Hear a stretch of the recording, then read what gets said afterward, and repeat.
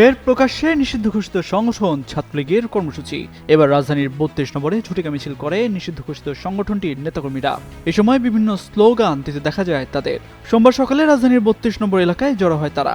এ সময় বিভিন্ন দাবি সংবলিত দলীয় ব্যানার, প্ল্যাকার্ড হাতে স্লোগান দিতে দেখা যায় তাদের। প্রত্যক্ষদর্শীরা জানান, ধানমন্ডি ৩২ নম্বর এলাকায় ছাত্রলীগের ১০ থেকে ১২ জন নেতাকর্মী মিছিলে অংশ নেয়। খুবই অল্প সময়ের মধ্যে মিছিলটি শেষ করেই সরে পড়ে তারা।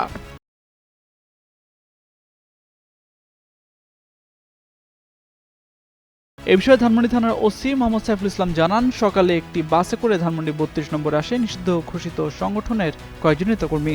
এ সময় ব্যানার, পোস্টার নিয়ে ঝটিকা মিছিলের চেষ্টা করে তারা। পরে খবর পেয়ে তাৎক্ষণিক ঘটনাস্থলে যায় পুলিশের একটি ইউনিট। এ সময় ছত্রভঙ্গ হয়ে ব্যানার, পোস্টার ফেলেই বাসে উঠে পালিয়ে যায় তারা। এই ঘটনায় কাউকে আটক করা সম্ভব হয়নি, তবে ব্যানার, প্ল্যাকার্ডগুলো জব্দ করেছে পুলিশ।